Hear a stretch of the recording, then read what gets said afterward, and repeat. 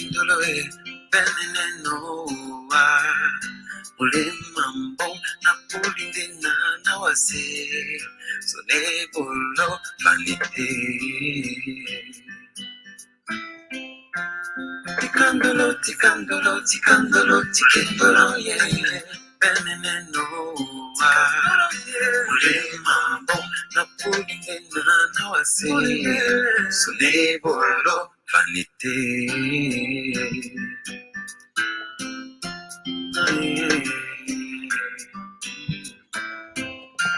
Magio, what is the name? Nobody's the no, Napulina, nothing me. Ningamane Kubo, Ramana Moti Adiwa, Jongale Perasura, Anogina.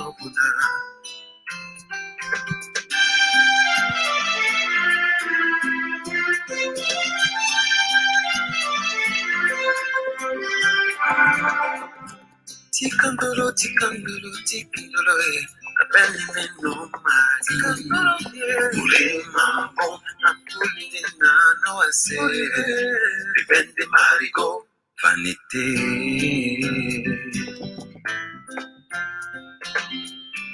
Basono ni yonge ya tingae. Yoro nyese, elo miani ba matao. Nambo maneno magi. Nadia, Nubinu Pepe, Kachiri, na, Vanite. Magio, what is the name? Nobody's the name no more. Napolina, Natime, Nigamane Kubo, Namane Moti Adiwa, Jonkele Berasura, Nanoginobuda. Punja, we don't get just a little bit of Munogo, we are low. Punjabi, and did not think I any Kusamu one the way. Sherry Coco, Mulema Mutunyabae. You na Jongelela way. Magio, what is the name? Napolisa no more. Napulina, Natime. Indinga mwene kubo, mamere modi ariwe. Jongele ninga suwe, no bido kudai.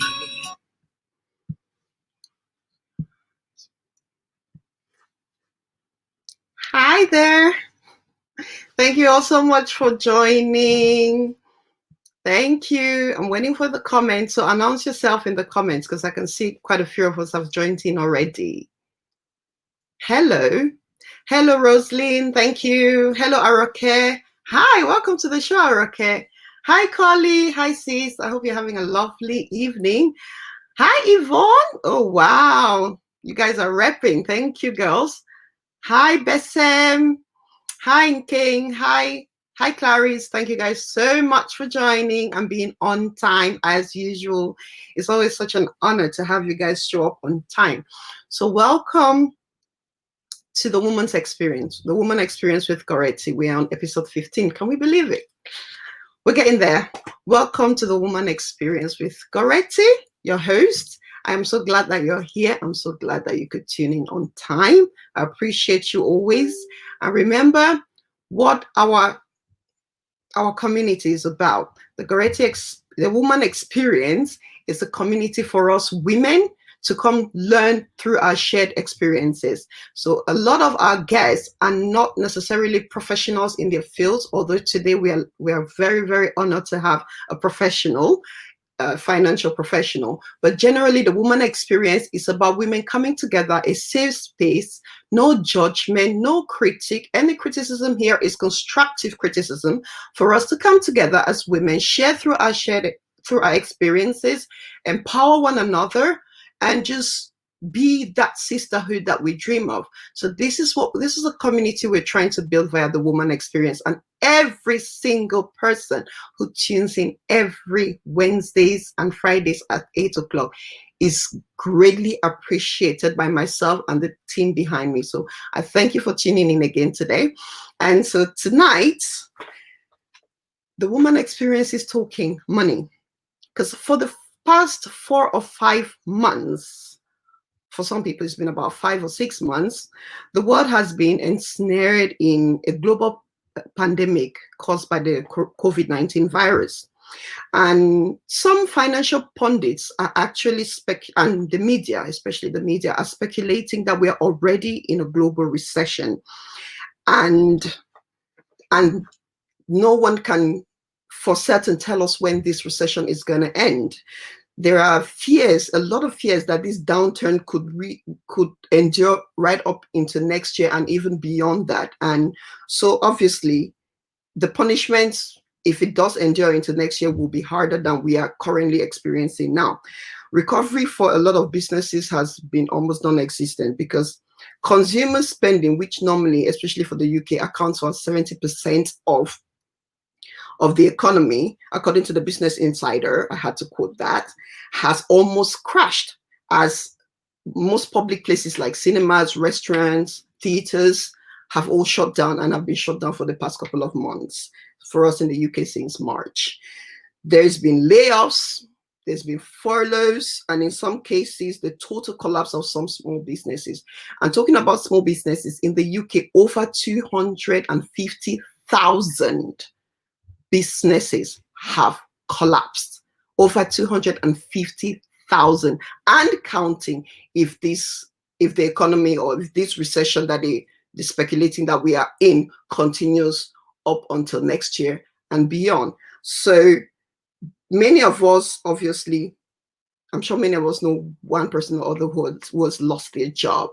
And I just thought this is so timely for us to be talking money, because our money is going to have to find a way to work even harder for us. Our money is going to find a way to stretch. And who better to share it with us than my friend, classmate, sister of over 20 years.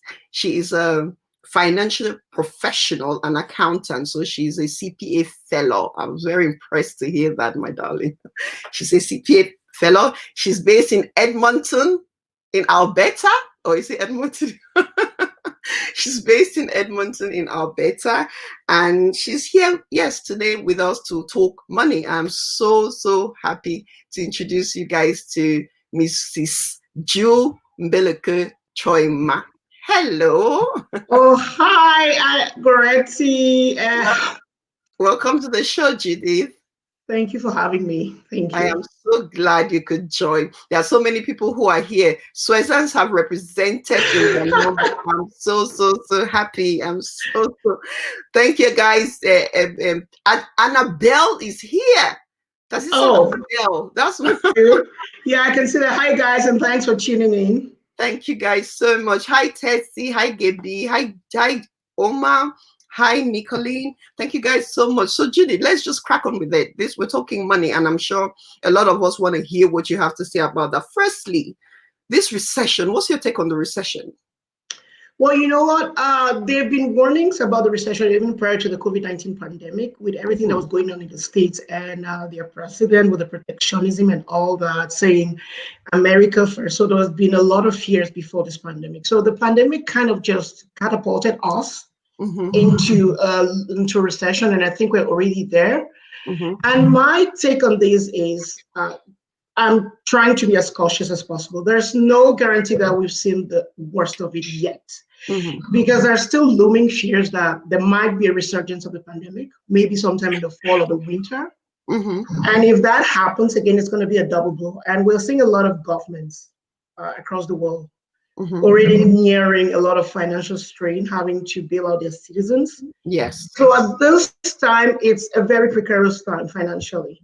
And when it comes to personal finances, I might just want to say that there's no better time than to emphasize the importance of financial literacy at this point in time. So my take on this is stick to your budget if you have one. And if you've never thought about having a budget, start looking into that.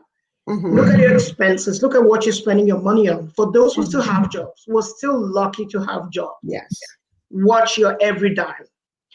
Top up on your emergency fund. If you do have an emergency fund, hold on to that. For those who do not have jobs, and for those who are in the West and are lucky to be able to depend on government subsistence, I know it's hard, it's tough. hang on to every dime that you have. For those in Cameroon, it's going to impact us as well in Africa because Definitely. with the recession and the economy contracting in the West, exports from Africa is going to also going to go down. Like if we don't have jobs in the West and the purchasing power is down, Yeah. we can't exactly spend money to buy stuff. So it's going to impact us as well on the end of exports and raw materials or whatever we're selling out of the country. Wow. Yeah. So I just, yeah. It looks very bleak. The outlook is very bleak.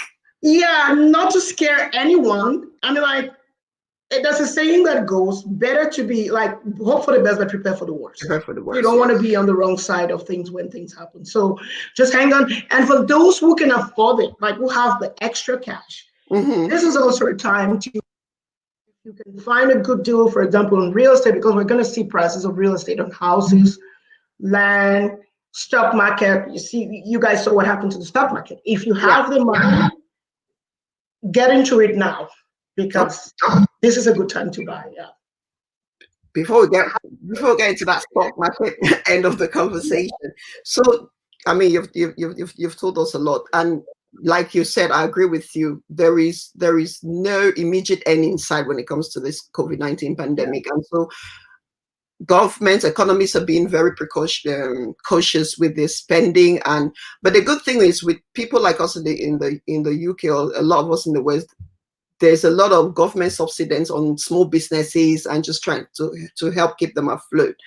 What would you say to the woman in Cameroon, or the people in Cameroon now whom a lot of them have to literally day to day for their living? Yeah, it's very sad. Like when I think about Africa and I compare to what we have here, we are blessed. Like we are privileged to be able to have a government we can lean back on in bad times. In Africa, we know that doesn't exist. Yeah. So at this time, again, I can only caution that if you do have money, hang on to it. This is not the time to make unnecessary expenditures, buying stuff that you don't need. Saving money as much as possible. No one knows when this is going to end. We can only hope for the best. But no one does. No one does. Yeah. And so I liked when you said we talked about financial literacy. Yeah. And you said, so what would you say is the African, or I'm even going to narrow it down more, what is the Cameroonian woman's attitude to money?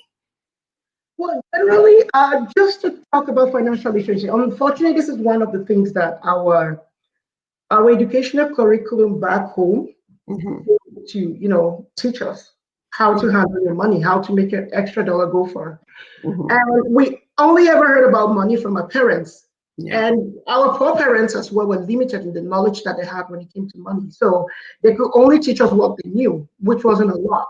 So when it comes to money, the tendency, especially for us African or Cameroonian women specifically, we've been always conservative with money. Yes. We've always watched our dime. Growing up with our mothers, we saw it. We saw what they had to do. So every dime counted, every franc counted. So that has generally been our attitude, as well as we've always been very risk adverse. Like when it came to investments, we were on the extreme side of conservatism. Risk, yeah. So with obviously having lived in Canada for the past how many years, how do you think that our attitudes differ to the people, the women in the West, or people generally in the West? So people generally in the West, or women in the West, are just as conservative as us. Right. The difference is they have understood they are more risk tolerant than we are. So they're able to take risks, some moderate level of risk, as opposed to us where we don't even want to take any risk. So they've grown in a culture where they have a risk appetite better than us, and they are able to take that risk and invest their money to make more money. Wow. So I'm going to ask our audience, and I'm going to welcome those who are just joining us now, because I see the numbers are picking up. Hello, everyone. Thank you so much for joining us this Wednesday evening. We are on the Woman Experience with Goretti, and our beautiful guest is Judith Mbeleke Choima, who is joining us from Albert. You guys know why I'm laughing, because I keep wanting to say Alberta, Calgary. You can tell.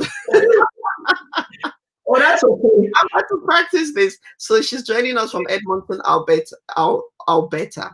And so thank you guys for joining. Thank you very much. We're talking money, but I mean, obviously, we're delving into it quite gently because we have to acknowledge the need. We have to acknowledge the need for us to be conscious of our money now, because I mean, it's been repeated. I don't even have to say we are all in a pandemic. We know that we are slowly, economies are opening slowly. But a lot of us during this time have had to have lost our jobs. We've lost our investments. We've lost our businesses. And even for the lucky few who still have those, with the a pandemic with no obvious end in sight, we have to be cautious. We have to be really cautious about how we spend. And Judith is just there to give us wonderful advice on what to do with our money and how to make this money hopefully work for us. So thank you guys very much for joining. Oh, I see so many new people. Thank you guys so much for joining. I think money is something that everybody wants to talk about. Okay, then, since the numbers are just picking up, and I know that people just want to get down to the meat, before we actually get down to the tips and all of that, I just really wanted us to talk about our attitude towards money. Because if we don't get our attitude right, we can learn all there is to learn about it. We're still going to lose that money. We're still going to make mistakes. We're still going to find ourselves wanting if there is another pandemic in the future. So I really wanted us to really touch on that. And I'm going to throw this first question to our guest. Our guest is our third audience here. And we're, as usual, on the Woman Experience, we're here to share and learn through our shared experiences. What do you find, Tessie, Oma, Sha, Giselle, Millicent, those who are watching us, do you find that your attitude towards money has improved in your time in the West? Or do you find that you still kind of treat money like your parents did? Has being abroad changed your attitude towards money? And if you have, while Judith is saying it, I would really, really, really like you to share your own tips on some of the things that you did to improve your attitude so that it makes you financially more free, I guess. So Judy, I'm coming back to you. What do you think influenced our attitude towards that money? The Cameroonian woman's attitude towards money. What do you think is one of the greatest influences? I would say culture. What would you say? Yeah, I mean, like, culture stands out at the top of the list just because, we come from a society where men are considered to be the leaders in everything. Talk less about financing. For those who are married, like, we saw that growing up, like, it was uncommon to see your mother lead the charge when it came to finances and financial investment. Mm-hmm. So even if a woman had that purchasing power or that job or had that money, she had to seek approval from her husband to invest. Yeah. And just as an example, I remember growing up, my father wasn't really like a kind of investment pro. Maybe because he came from a different background. And my mother was a Mbeleke. I knew you guys know what the Mbelekes are when it comes to investment. She was like pro-investment. And my father was like, no, sometimes I don't really want to go. So my mother was like, I'm not going to wait for you to come around. I'm just going to go ahead and do these things. And I remember one time she went behind my father's back and she purchased a piece of land. It was an uproar in the family. It was like, it was taboo. How could you as a woman invest without the permission of your husband? So those cultural and societal taboos have kind of put women second place when it came to developing an attitude towards money. You had to wait for a lead from a man.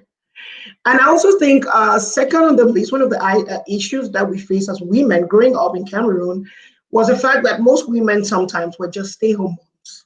Yes. Who didn't have full-time jobs, who didn't have the resources, and depended on their husband for money and for everything. Yeah. And just because they had limited financial resources, they just, even if they wanted to, they just couldn't. So the resources were limited, so you had to watch every dollar. A lot of women relied on their monthly stipend from their husbands to set aside a little amount to feed their kids or to do something of their own. So not only are the resources limited, but you have a husband and you can't like take certain initiatives without his approval. Yeah. So it ended up making our women and our mothers become so conservative about their money and about everything that they spend their money on. And also because of apart from the limited resources, we also have this issue of a lack of a safety net in Cameroon. So even if you have the money and you wanted to invest it and you lost that money, there's no social safety net to catch you. Like in the West, all the people that lost their jobs have the government pick them up. Like you didn't get exactly what you're making. Maybe you were making more than what the government, but at least there's something to fall back on. Yeah. So it makes us in the West, like women in the West are more risk tolerant, knowing that if the worst came to the worst, I'm not going to end up on the street. Maybe at least I'm going to get a handout from the government. So that explains why there will be less, less conservative than us when it came especially to investments. And one other point I would like to raise with respect to that was the lack of financial literacy. We didn't have any financial literacy education growing up. You relied on your instinct, you relied on what you had, you relied on what you saw your parents do. So due to that gap in financial literacy, a lot of women didn't know what to do with their money, even when they had it. They didn't know the basics of a budget. What's a budget?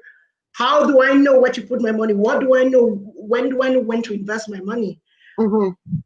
How do I even know? Whoever told you that if you bought a piece of land today for $1,000, it was going to appreciate in value, Stuff like that, we didn't have that information.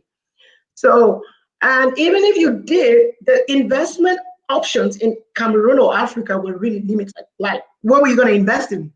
The options weren't really there. So, yeah.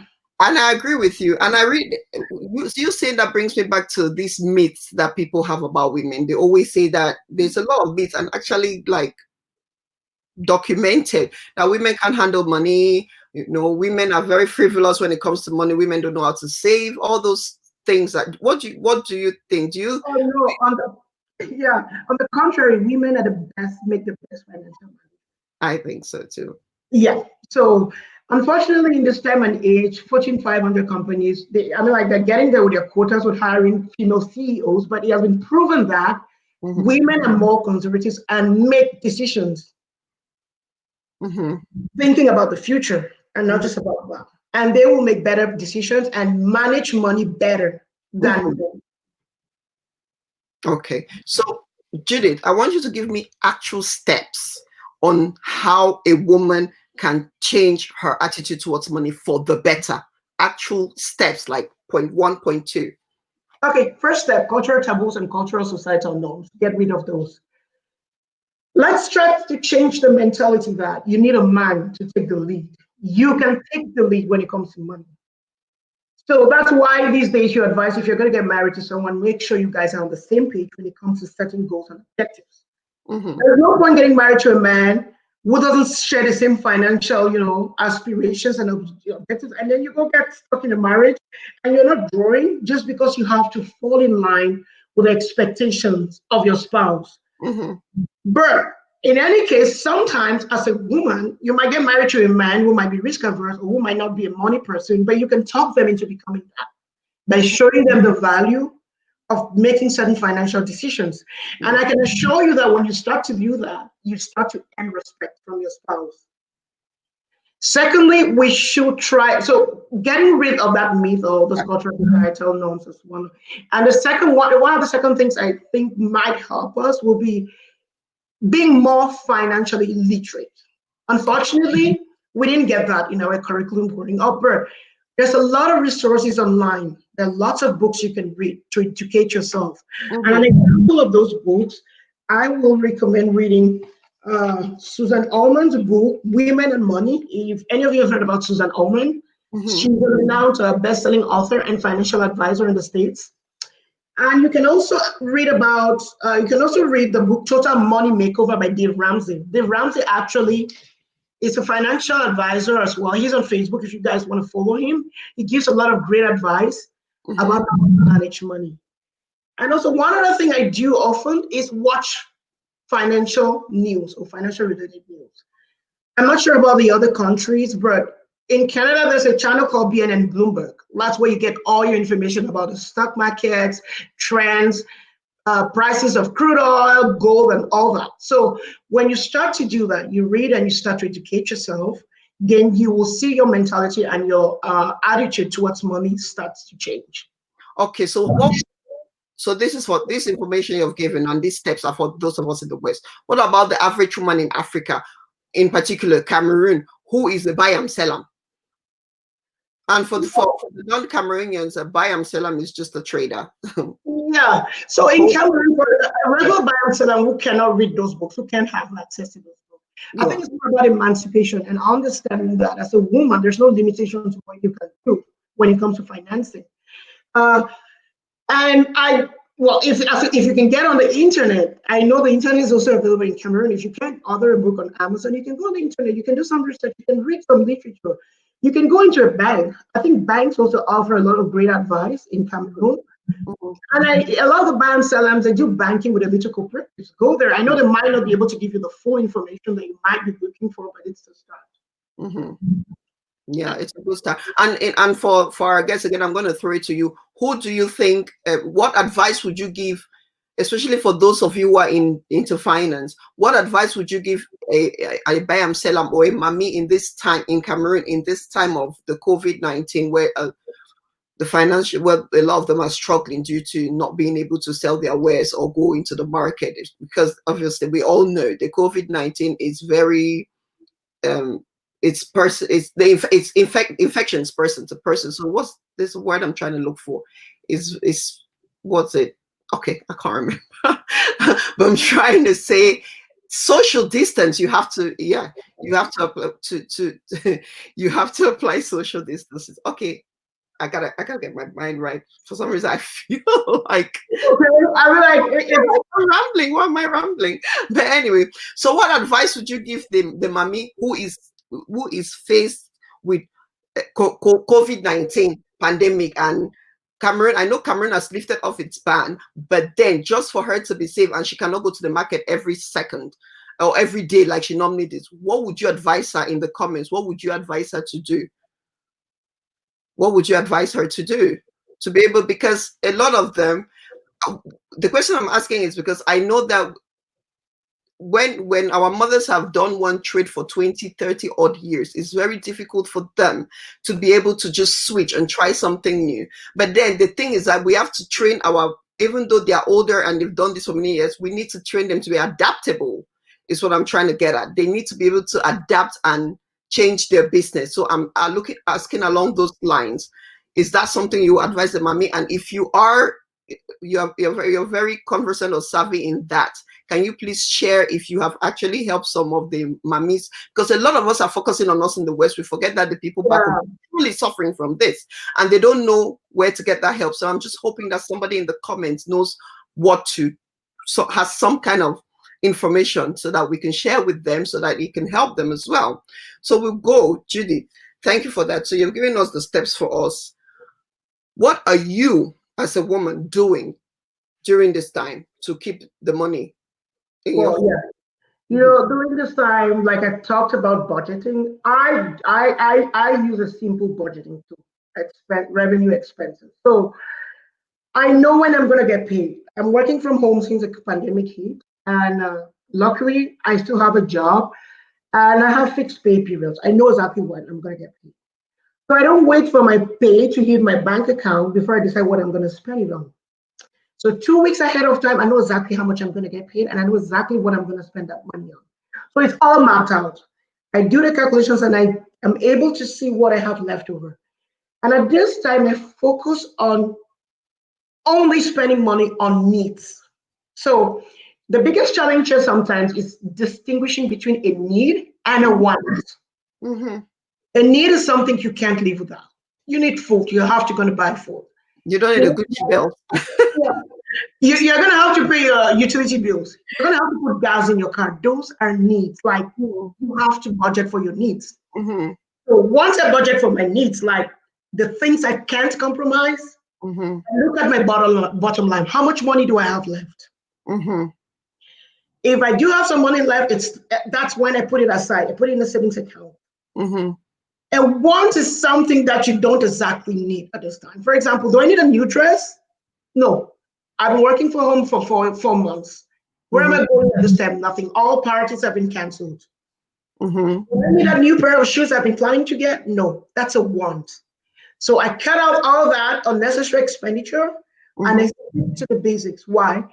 Because I might have a job today, but there's no telling what's going to happen in the next 2 months. No one knows what's going to happen. So I am trying to maximize on saving as much as possible.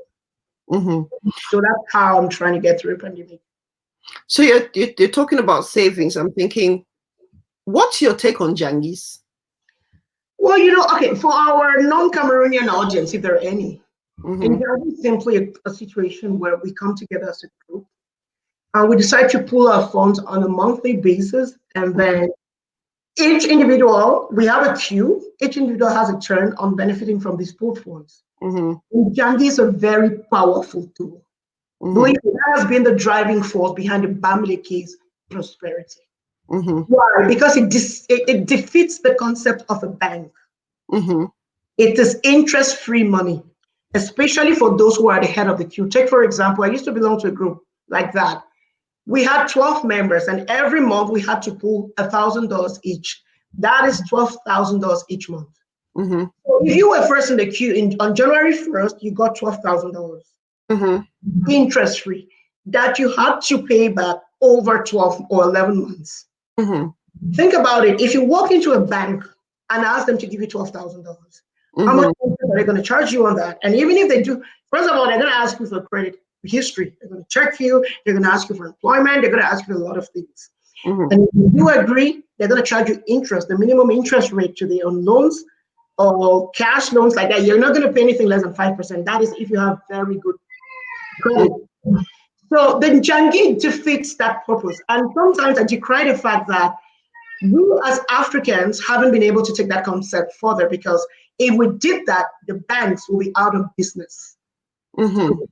So the Jangi, and for those that are last in the queue, is also a very effective way for people that do not have the discipline. Because we've all encountered this issue where you put money aside for a certain project, and then something happens and you go in and you use that money, and then you finish the project. So it's a great tool for people that do not have that discipline to say, regardless of what happens, I'm not touching that money. You put your money aside, you discipline you, but take note, you should have a plan for that money before you get it. If you don't have a plan, you get that money, you're going to squander it and you're going to regret it. So if you're going to be the 12th person in the queue, but before the 12th month comes around, you better have a plan. So that's how I see the Jangi, but it's a very powerful and effective tool to keep. And it's worth joining. It's definitely worth it. It's a means of saving your money or getting interest-free money, but then you have to take it a step further. So there's a difference between savings and actually investing. Saving your money, putting it in a bank account doesn't really earn you a lot of money. The banks are going to take it at a very minimum. They're going to pay about 2% interest, and they're going to roll that money out and make more money on it.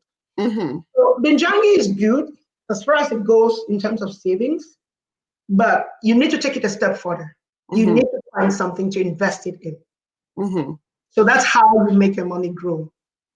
And it reminds me of this social cultural organization we have here in the UK called RENCAM.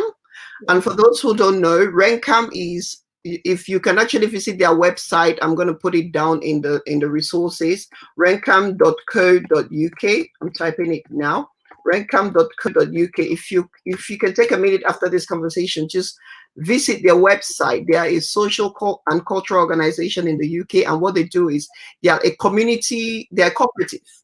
A credit union. They're called RENCAM Credit Union. They are a community financial cooperative where members pool their savings together with the Jangi, kind of like the Jangi scheme. They pool their savings together and they lend to one another. And then if there is any, it's operated for the purpose of promoting savings or providing credit, competitive rates, and providing other financial services to members. It's a not-for-profit organization. So any surplus that the members make, it's unlike the typical high street bank which aims to maximize profit. What RENCAM does is that money goes back to the shareholders. So I mean, I really like what they do, and I really recommend it if you can check them out. So Judith, you have recommended Jangi. Jangi is a good way of us trying to save for the future, for rainy days. Our parents have done it. For the Ghanaians and the Nigerians is Susu. That's in Jangi in Cameroon. And a lot of us have benefited from it. And I think what Judith is trying to do here is reiterate the importance of belonging to Njangi group, because like she said, it's financial, it's interest free. It's interest free money. So you're not paying interest on it. You're saving yourself the cost of interest. Certainly. So I really like that. So to me, that's a second step, because the first thing that you mentioned that I've learned about during this time is financial literacy. And then now you're talking about the importance of Njangi. So what's the next thing that you would think we should invest in during this time, and this time to make our money work for us? All right. So in my opinion, like it doesn't have to apply the same. People might have their own opinions when it comes to investment. But to me, the proven and tested, consistent way of building wealth is real estate. There's this, I think you might remember the author, Mark Twain, the guy who wrote Tom Sawyer. He said one thing, it's a quote. I don't know if you ever heard that. He said, if you're ever going to buy or invest in something, buy land. No one is making it. No one is producing land, meaning land is limited, and we are always going to need land. Yeah. Believe me, land and houses or real estate is one thing that consistently appreciates. There's going to be fluctuations in the market. We had the housing crisis in 2008. We saw the housing market go down, but it's back up. Long-term wealth building, a lot of billionaires in the world, the wealthiest men in the world, built their wealth on real estate. And it's all based on the perception that it appreciates over time. Yeah. It just depends on how long you hold it. You hold real estate for 10 years, 15 years, its value always goes up. Yeah. Now, in the West, if you can put your money in a house, you can get a little mortgage. If you can qualify for a mortgage, please do. Get into a mortgage that you can afford, that you can make monthly payments on, and hold it for as long as possible. If, again, you're one of the lucky few who can own more than one house, so after you're a resident, if you can purchase another house to rent it out. Look at that. This is the right time to do everything. I mean, we are no mortgage brokers, and but what do you guys think? Is this the right time to invest in? Yes, I'll tell you why. Why? At this time, there's a lot of uncertainty in the market, in the economy, and if we go into a recession, house prices are going to go down. Why? Housing prices are usually tied to jobs. When there are no jobs, no one wants to buy a house. So the market is kind of slow then. So the pricing is down. That is when you buy. So when you buy low and you can negotiate a good deal, say you took out a $200,000 mortgage on a house and you have to pay $1,300 a month for a 3-bedroom, 2-bathroom house. You can easily rent that house for $1,500 or $1,600. So you are actually putting someone in there who is helping to pay down the loan you got from the bank, and you're making money off them as well, because whatever you're getting from them, you're paying off your mortgage or your loan, and then you have a cash flow back into your pocket. As long as you're renting, you're paying someone's mortgage. You're paying someone's mortgage. So why rent when you can own? If you can, though, if you can. That's what I'm saying. Why rent if you can? If you can own, if you can do it. And not only are you making money like that, the house is appreciating in value. 10 years down the road, that house will no longer be $200,000. That house is going to go up. Yeah. So to me, that's the proven and consistent long-term way of building wealth. I mean, like there are other ways. And also, investing in the stock market is also a great way to make money. But when it comes to investment in the stock market, you better know what you're doing. If you don't know, if you can educate yourself, there's lots of material online for you to read to understand how the stock market works. So basically, it's just about people building companies. Maybe they don't have money to invest in these companies. So they sell out shares, which are like little blocks of investments in this company. Buy into this company, you get to take a share of the profit, or if the stock price rises or your share price rises, you make money off of that. So that's also a great way to do it. But if you don't know, because to be completely honest, I'm not an expert on the stock market. I do understand how it works.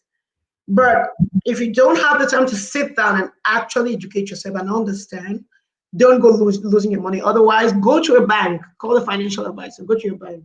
They'll get you a financial advisor to help you with that. What about Bitcoins and them? Bitcoins as well. I mean, and the stock market depends on your risk tolerance. Tolerance, yeah.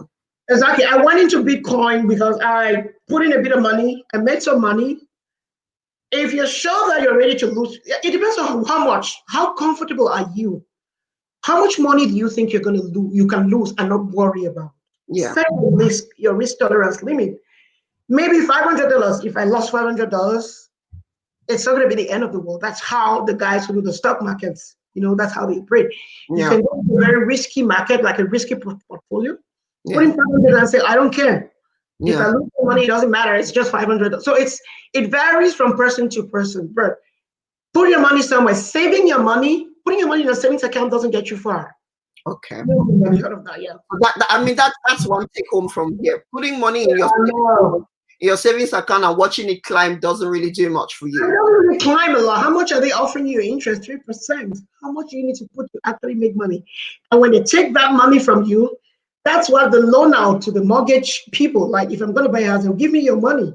Yeah. And they'll make 3 times the money that you are making from them. So it's just, to me, you should only save enough to cover you in times of emergency.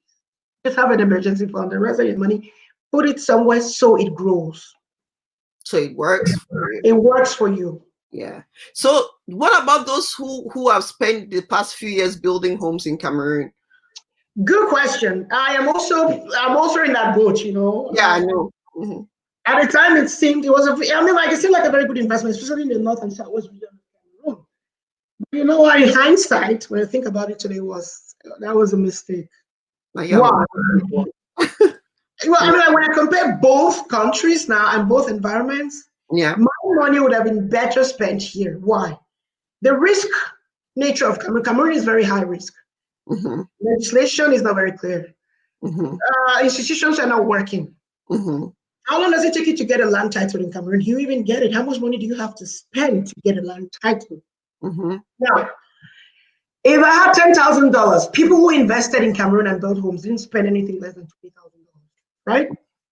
With $20,000, if I had put $20,000 as a down payment on a $400,000 home here in Canada, 5 years ago, I would be looking at least equity of $50,000. So I would have made at least $50,000 on that. So, well, I'm not trying to discourage anyone who wants to invest in Cameroon, but you might want to weigh both options. And as an investor, I have a rule of thumb: if I'm not making money, I'm out.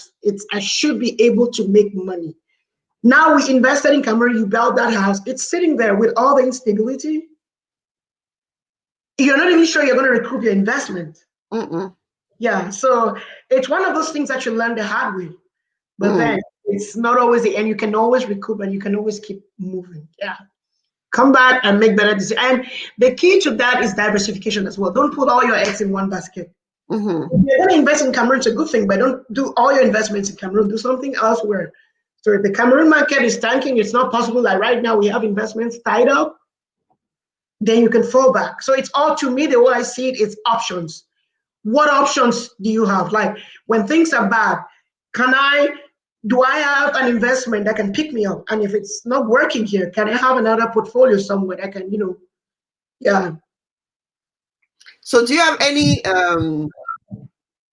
resources where, for people who have heard you talk about the stock market, do you have any resources that you can share with them? Well, not at this time. I generally read on most of the resources I base my information on BNN Bloomberg, this TV channel I'm talking about, because it's a real-time live every day. Mm-hmm. But if you want to read generally on the stock market, on how it works, there's lots of literature online. Unfortunately, I didn't do any research on that. I could have recommended. Yeah, that's okay. But you can give me whatever, and on the Goretti Experience page, I can always come back and share. Yeah, we have a resources section. So whenever the guests give us resources, we're just going to put it. There is a post.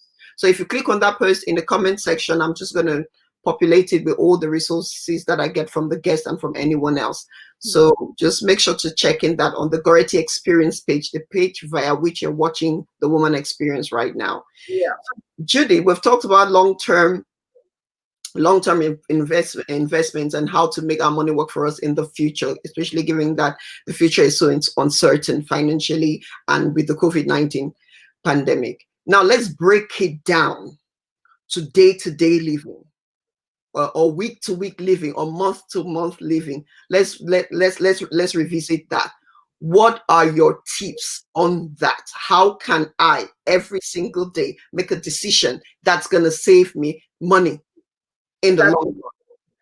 Okay, so a lot of the stuff I'm going to talk about might greatly impact us. Like it might just apply to us in the West. Okay, that's fine. Yeah. We all came to the diaspora without a lot of knowledge about how the financial markets work. And then you get here, boom, you get a credit card. You don't know what it is. You don't know the implication. Yeah. It feels like some free money that's been given, or you're told, oh yeah, just spend it. Even if you don't have the money, you're going to pay. No one was looking at the interest rates. Those interest rates are killer interest rates. You're mortgaging your life. Yeah. I've seen credit cards that go up to 30% interest. These guys are sucking the life out of you. They're killing your financial future. So it took me a hard way. Like I learned the hard way.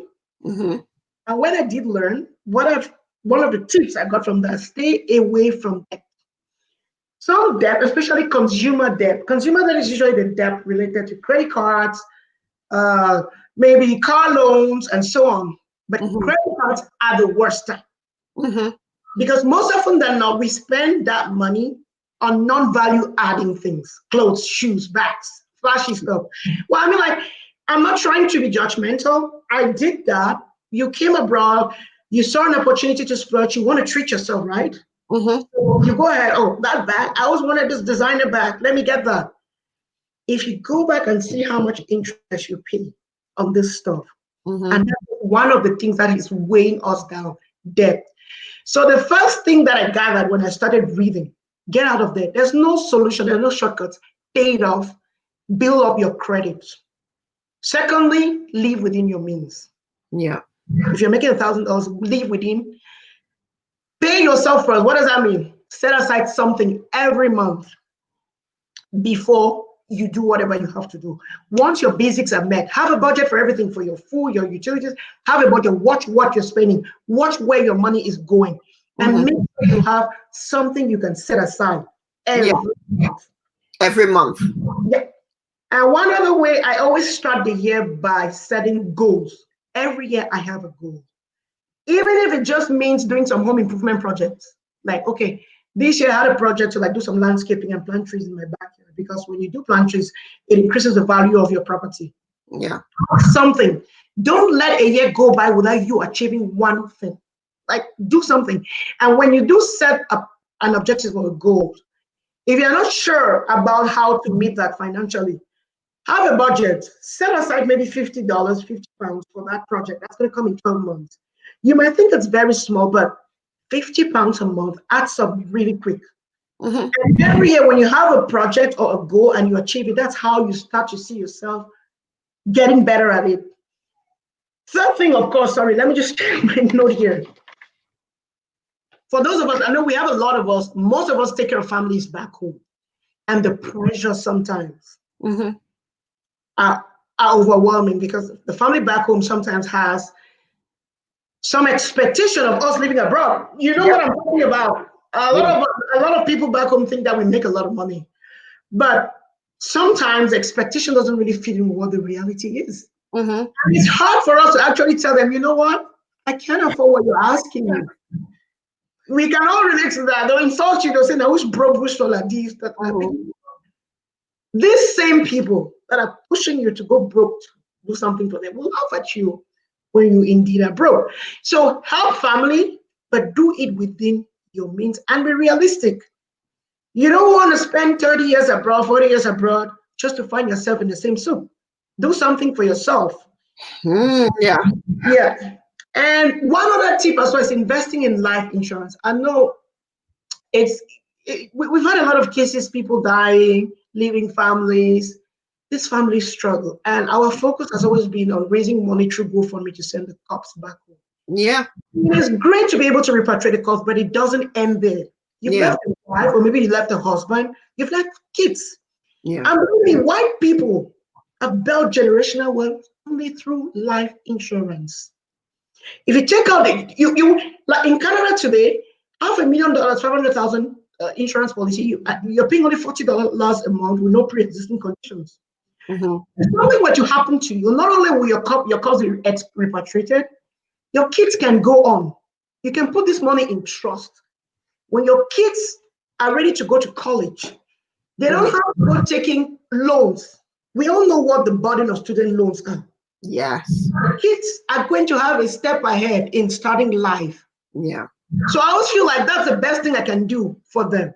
If they don't have to struggle and take money from the government to go to school and then graduate and then still have to pay the government back. Mm-hmm. So I invest in life insurance policies. I make sure I only spend below what I make. Mm-hmm. Distinguish between a need and a want. You know, it's great to, in no way am I condemning people. Again, this is not something that's applicable to everyone now. No, it's not. What's the point of investing $2,000 in a Louis Vuitton bag? When with $2,000 I can pick up a piece of land in Cameroon that's going to appreciate in 5 years. You know, it's going to spread, treat yourself, but don't treat yourself at the expense of your financial future, because the financial decisions you make today are going to impact you 10 to 15 years down the line. That's very true. And sometimes we feel retirement is far. Retirement is always. It's not. It's around the corner. It's around the corner. I want to read people's the comments. I'm sorry, I kind of neglected the comments, so let me read people's comments. Shanti says, divide your take-home income into 3 parts. So these are tips. We're talking about the tips now. Divide your income into 3 parts. Save a third monthly. You need discipline for this, and leave with the 2/3 left. And Corinne, hi Corinne, that's my childhood friend. She says, save, Dr. Corinne before. Save, then invest it. I don't understand people who spend all their salary on or income without saving. Live on 50% of your salary and you're on your first step to financial freedom. So Shanti is saying divide into 3 parts. Doctor is saying 50-50. I think the message there is save something. Yeah, save. It's save and find ways, like she said, save and invest. Invest. We must stop trying to keep up with the Joneses for Cameroon. Always trying to prove a point is not the way to go. Like someone always said, there's no point going broke trying to look rich. I'm like, you only have to answer to yourself when you get back home and you're in your bed. You know? Yeah, it's true. Wow, sorry. I've missed so many comments, but bear with me. After the show, you can go back and read the comments. Brigitte says real estate is the best. I think a lot of people are agreeing on real estate. Yeah, real estate is really the way. Learn diversity. And also one thing, I know, pay cash. If it's possible, if you get out of debt, cancel credit cards. Cash is king. Cash, when you pay cash, you're not paying fees. Credit cards, not only are they charging you interest, you're paying credit card fees, and it all adds up at some point. Pay cash, except for COVID-19 that has caused cash to be like, no one's so accepted, but it's just a matter of time. We're going to get back there. Cash is always key for that. Okay. Millicent says, I took a journey last year to gain knowledge on how to invest in the financial markets. And I can say overall experience is very rewarding. Being able to turn pounds to hundreds and to thousands, I would recommend this to anyone who wants to get financial knowledge. So thank you for that. Follow Millicent and ask her more questions if you're thinking of investing in the stock market. I saw something from somebody, one more official universalist Investoped. It's a good 101 source with terminology and basics. So if you're thinking of going into the stock market and investing, Investopedia is a good 101 source with terminology. So it's a good one for another book for dummies, right? I think it's like a branch of Wiki, but more about investment. Okay. So, and also one thing I was going to mention was about car loans. If you're going to buy a car, make sure you're investing in a brand that can retain a lot of its residual value. For example, Toyota. Toyota is one of those brands that 10 years down the road, all cars do depreciate, but Toyota is able to retain much more of its value than the average car. So invest in the car that you can turn around and sell if it ever became needed. Like a Toyota is one of those cars here. If you put a Toyota on the market in the morning, you're selling it in the evening because everyone wants it. It's low cost, low maintenance. I do understand when we all came to Bush for the first time, oh, I want a Mercedes, I want to drive a Lexus. We want to live that dream. But unfortunately, we didn't realize that to live that dream, you have to work for it. You can't spend money you don't have. So you buy a Mercedes. A Mercedes is expensive to Mm-hmm. And it's an expensive car on its own. Yeah. And it's not a car you can easily sell Mm-hmm. because you know what I'm talking about. So when it comes to cars as well, that's usually one of my advice. Go for a car. A Honda is also a good one that retains a lot of its value. Mm-hmm. Yeah. And living within your budget doesn't mean that you have to be frugal or you have to live. People kind of equate that to like, oh, I know Kima said one life to live. Yeah. But believe me, you can live a very good life within your budget if only you plan and you do good planning. If Muna says open a business, buy the car under the business. Well, yeah, that could be, yeah. I mean, like you could write off the cost of the car or the depreciation and so on, but I can't exactly give details about that. Like for business owners, if you buy a car, you have the right under tax laws to write off a portion of the cost of that car as depreciation under the business. So that's another topic for another day. But yeah, so Okay, I like sharing some information here. She says, I know a Cameroonian who is based in the UK and super successful in property investments. He now mentors Cameroonians who want to invest in properties and help our community. So reach Luis Tas Nuse for more directions. Luis Tas Nuse is in the comments. So if you want to reach out to Luis Tas, I'm so sorry. And you know that's the great thing about coming together as a people, as a community. The Indians here have beaten us to the game and the Chinese. Please, let's talk about that. Yeah. Yeah. So, okay, I live in a community, I live in a neighborhood which is overwhelmingly Chinese. Mm-hmm. How do they do it? They support each other. They pull, when they have people like the Indians, when they have their brothers coming to the country for the first time, they don't rent. They could live in the same house, in a small house, 30 people could live in the same house. And what do? They pool their money. Mm-hmm. You live there, you save a lot of money because going out there to rent, you're giving money to someone else. You're living together, you're saving your money. When you're leaving that house, you're buying yours. You're not going to rent. Mm-hmm. So that's how, and they buy in blocks. So they usually buy in specific neighborhoods. So as a result, you come to certain neighborhoods, you find overwhelmingly East Indian, overwhelmingly Chinese. But the advantage with that is that they're able to yield political power when it comes to the voting process because when they vote a certain way, because we are split up in ridings, Mm-hmm. you know, they can all then easily decide to say, okay, we want this person in office. Yes. And we can pool our votes because we belong to a certain riding and we can influence. So I was going to come to the part about financial power, my people. Yes. Yes. Financial power. If you want to be respected, it is money. Yes. All these people we see in office, they don't get into office by mistake. Someone puts money to sponsor a political campaign.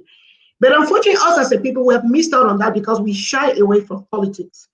We think that politics is bad. Mm-hmm. We have the bad side of politics, but politics is also good. If we're going to influence the outcome of our future, our kids' futures, we have to be at the decision-making table. And we have to be able to pool our resources, generate a financial power to sponsor a candidate and elections. Yeah. I'm learning a lot. I just wanted to talk about. Corinne says community is so important. I like this point. We should learn from Indians and stop competing with each other. Yeah. And the day we are able to cooperate and be one, then we will defeat the system. Because we are missing out on a lot. What they call lobbying is what we know in Africa as corruption. It's called lobbying. As well? Lobbying. In Cameroon, we call it corruption, but it is called lobbying. Okay. It's the exact same thing. Mm-hmm. He who dictates the piper, he who pays the piper dictates the true. Yeah. So I've seen a lot of things. I worked in the public service. I've seen the way things happen, the things that I cannot say, but people influence the system with money. There are ways they do it. Yeah. Always with you. He says you either influence politics or it influences you without your consent. Yeah. So money, the reason why we invest is not just for us. Like if it all depended on me, I'll be back in Cameroon. I mean, I don't think I'll die in Cameroon if I went back to Cameroon, so they'll be able to make it. Mm-hmm. But you bring your kids here and you want them to have a future. And with everything that we see going on in the world now, with the protests in the US, racism, it's because I think we haven't really earned that we need to rally to make our voices heard through the financial power we can generate. Yeah. and we will be respected. When the West talks about G7 countries, they don't invite any kind of person. You should be worth your weight in gold to sit at that table. You should be able to prove that you deserve to be there. And it is all about, I know it's all about money. Of It's course. all about money. We have to talk money. We have to find ways of making that money. We've seen cases in the US, Ivy League schools, we are told that it is competitive. You have to write an exam, you have to be the best.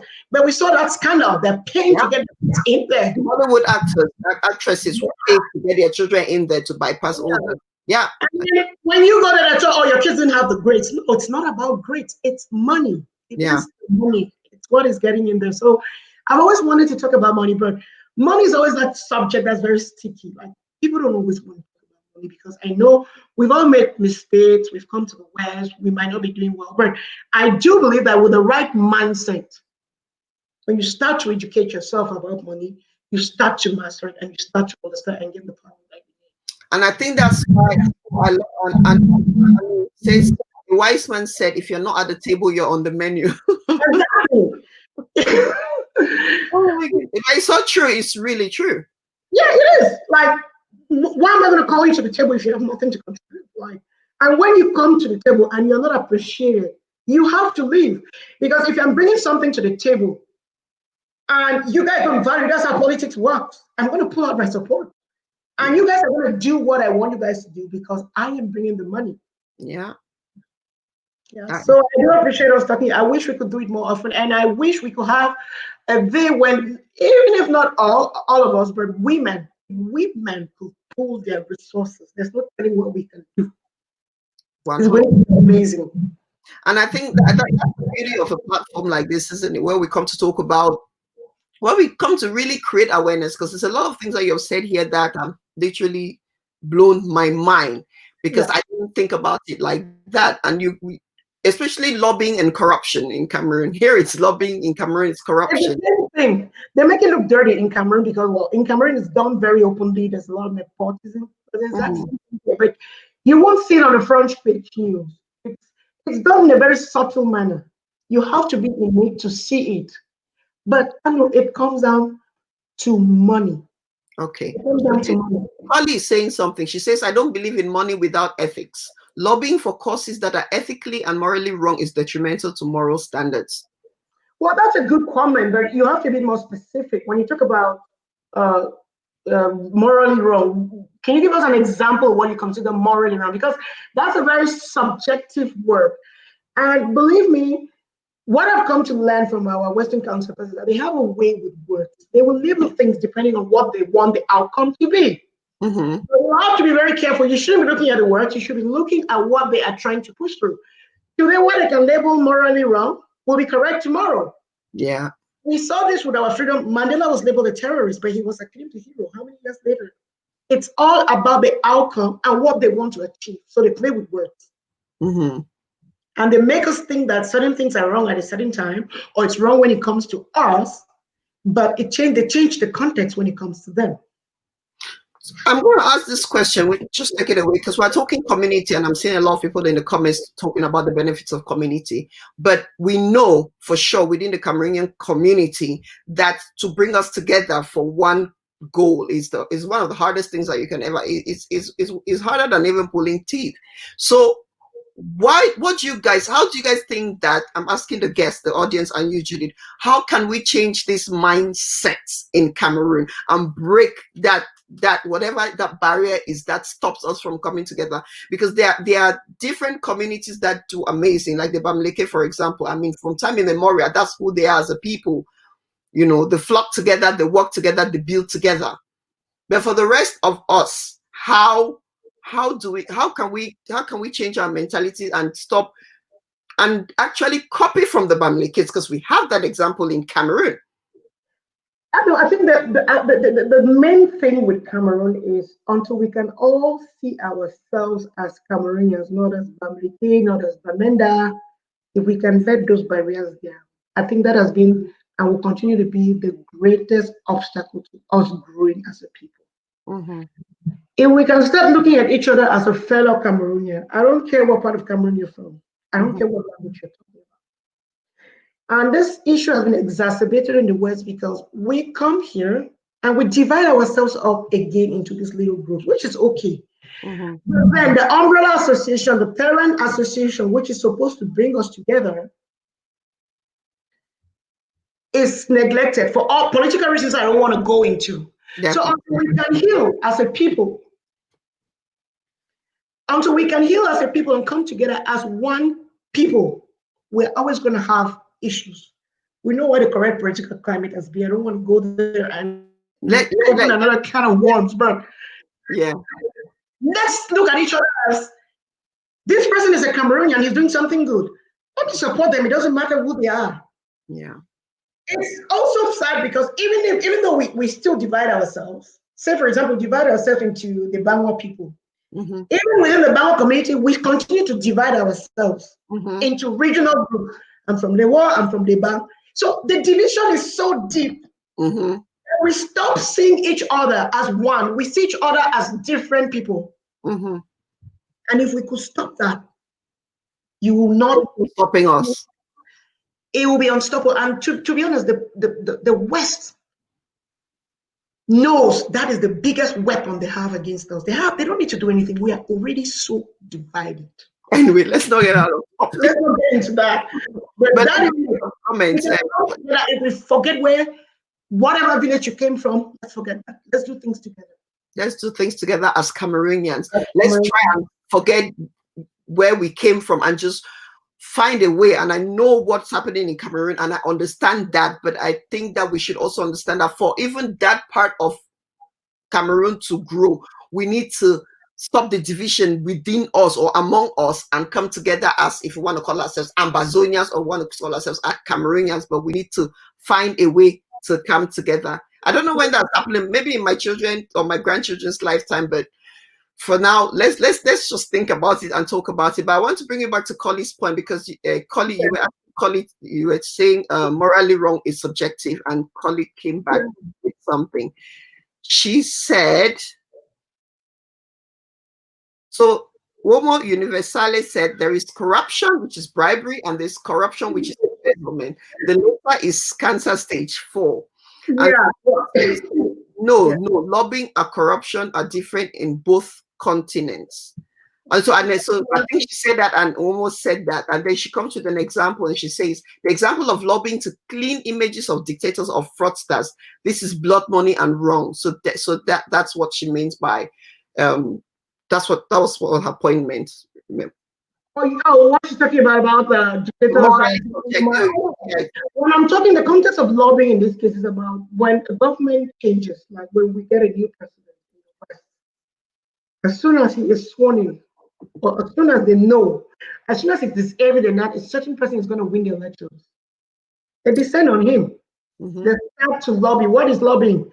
These are my interests. For example, you have the lobbies, farmers' lobbies. They want someone in office who's going to enact laws that's going to favor them.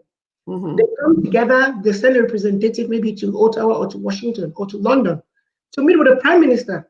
Mm-hmm. Prior to that, prior to you even being elected, they're putting money in your campaign. Mm-hmm. And you know exactly who's sponsoring your campaign. And that money is not for free. You know what they want. That's lobbying. Okay, so that's during your election, you know that you need to enact a law to favor a specific group. That's the context of lobbying. And this is that financial power we're talking about. So our conversation at this point is long-term financial freedom and power. And power. Yeah. You know, I'll give you a good example. We were lucky enough this year in Alberta to have a Nigerian elected to the House of Commons and who is now a minister. When we heard that he was running, we didn't we didn't have to be told to throw a support behind him. You know, we threw a support. It didn't matter he was Nigerian, but we saw a fellow African. At this point, he might not be able to influence the law. That's between you and I, but we have a voice at the table, and that is how it starts. But for him to get there, someone put money in his campaign to get there. So when we have a situation where we can pool resources to sponsor one of us to run for office, we shouldn't shy from doing it. That is the only way we can effectively influence the laws to listen to us and to listen to our interests. Because the truth is, are gonna literally die and be buried here. This is our home. This is our children's home. So Yeah. this is our future. England, Canada, wherever you are. And I think what you're also saying is we should start thinking of where we are as home, so that we create. Yeah. As long as I mean, like, even if you got your remains get repatriated back, your kids are still gonna have to Your live here. remains. Yeah. Kids are gonna live here, and they're gonna want to work here. They're gonna want to be accepted into society here. So what you're saying is true. We sometimes live with the perception that, oh, after I'm going back to Cameroon soon, I'm going back to Cameroon soon. But you're not going to take your children. You want your children to be able to succeed where you failed. You want them to excel in your system where you don't want them to live in a system where there's systemic racism. But you need to work and you need to fight to influence the system so it can change. So that's just my take on stuff like that. And it's very much related to financial power. Yeah, so for those who are joining us, quite a few people are joining us late. We're almost at the end of the conversation. We're on the woman's experience, and we're talking money with financial professional Judith Mbeleke, joining us from Calgary, joining us from Edmonton, Alberta. It's okay. I know it's fine. I understand it. Joining us from Edmonton, Alberta, and we've been talking about the different ways. So we started off with our mindset towards money, and we've gone on to talk about the different how we can change this mindset, and then we've talked about the little steps that we can take to create financial freedom as we slowly ease out of the COVID-19 pandemic and lockdown.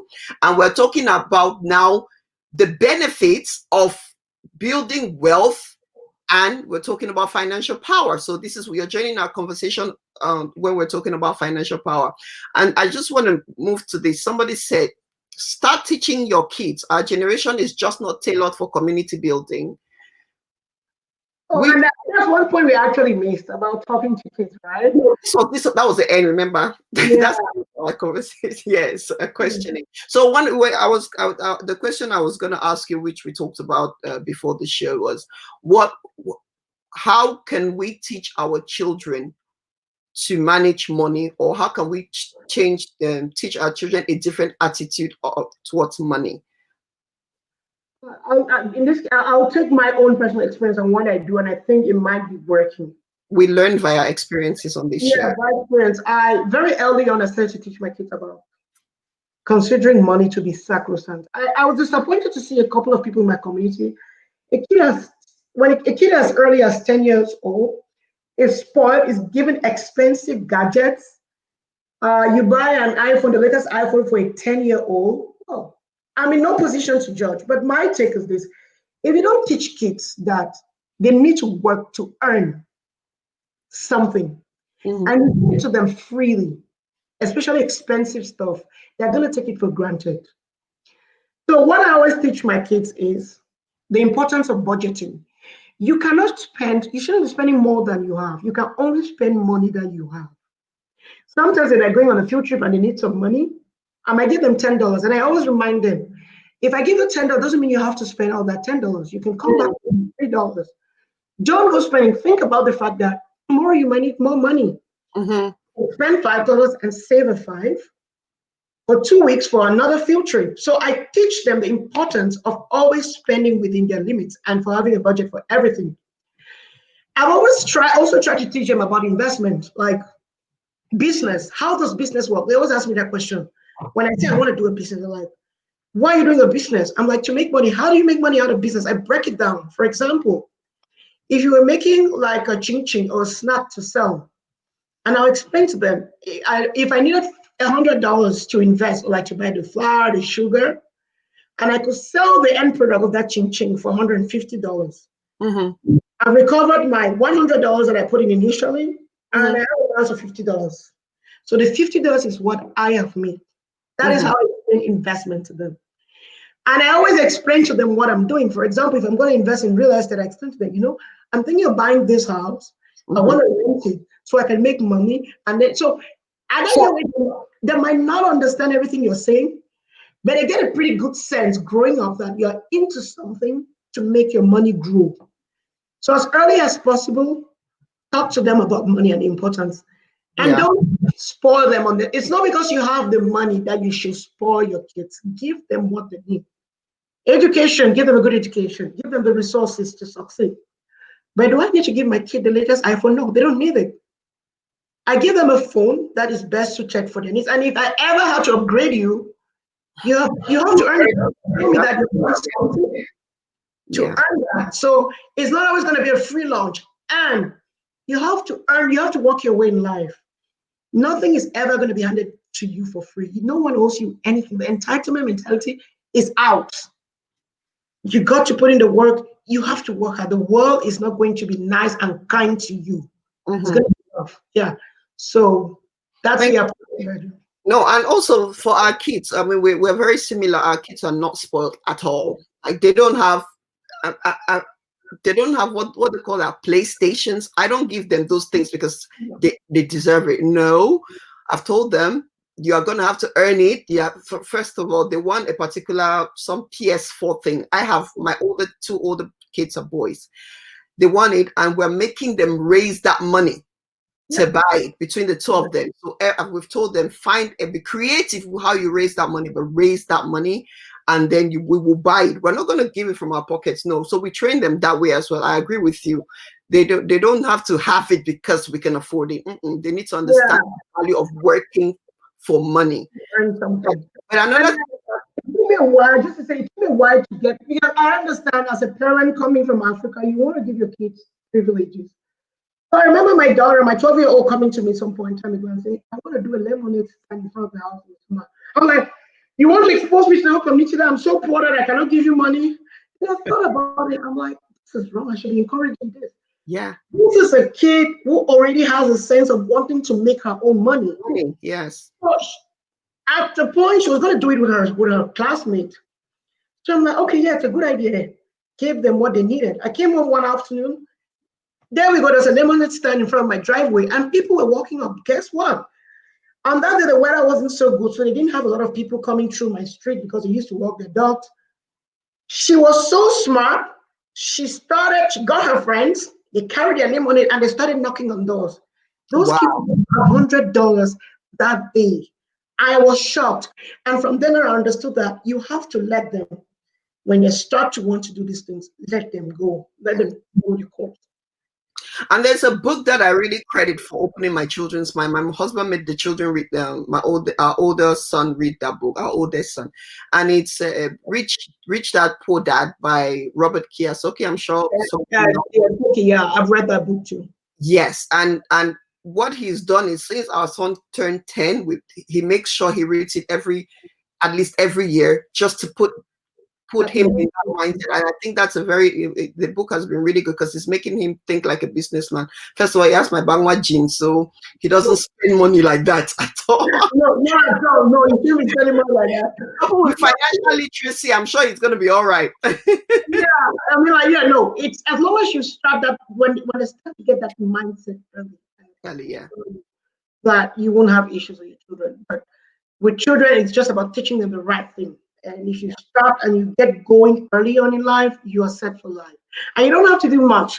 Once the foundation is good, you're going to see, as my kids are getting into the teenage years, there's very little I have to do. It's like the African mother one of shouting sometimes just to make yourself feel like you're still in control. But the rest of it is just maintenance. Like, I'm just sitting there and watching them. Yeah. So it's a great discussion to have. Yeah. This has been Brigitte says this has opened a bank account for them and let them manage the money in it. Put money for a month, and if the money is finished, then they have to wait, if possible. Yeah, that's another good idea. But now what I do with them is I get them a piggy bank.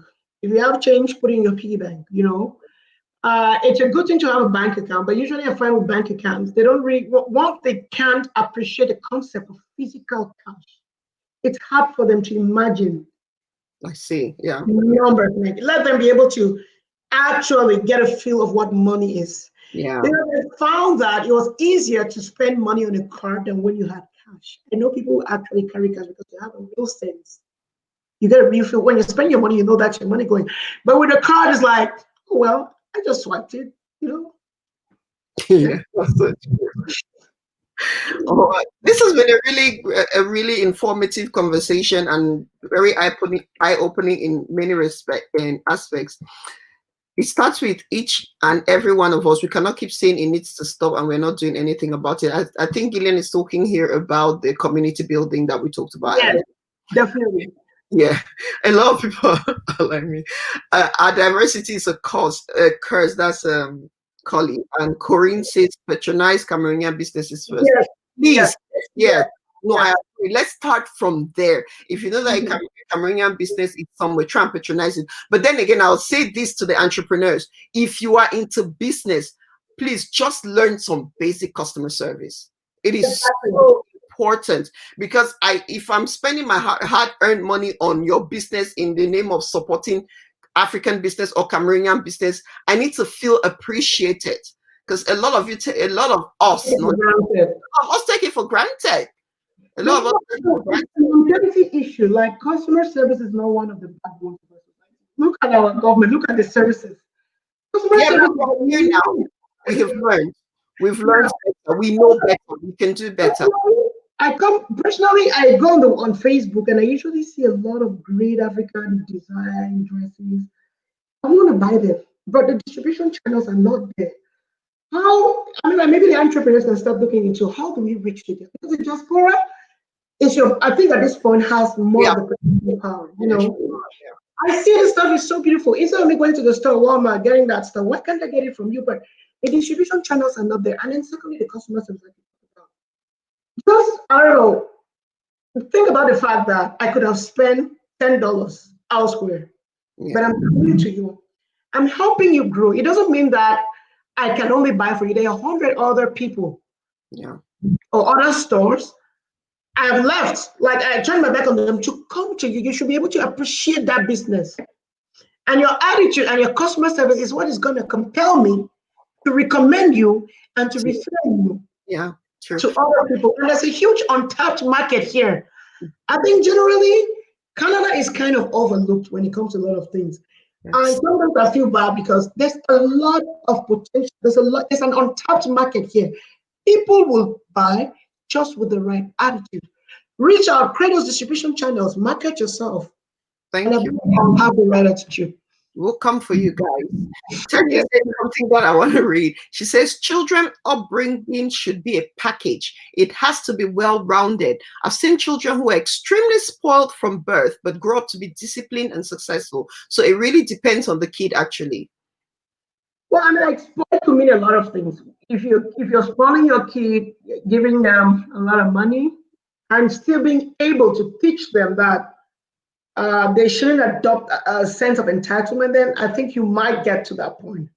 But I have found in my experience that when kids get, I mean, like when kids get things easily, they get to think that someone owes them that sense of entitlement. Like they get that sense of entitlement, and when they grow up, when they can't get it, it's a problem. Well, that's my personal opinion, but Me it's too. really right.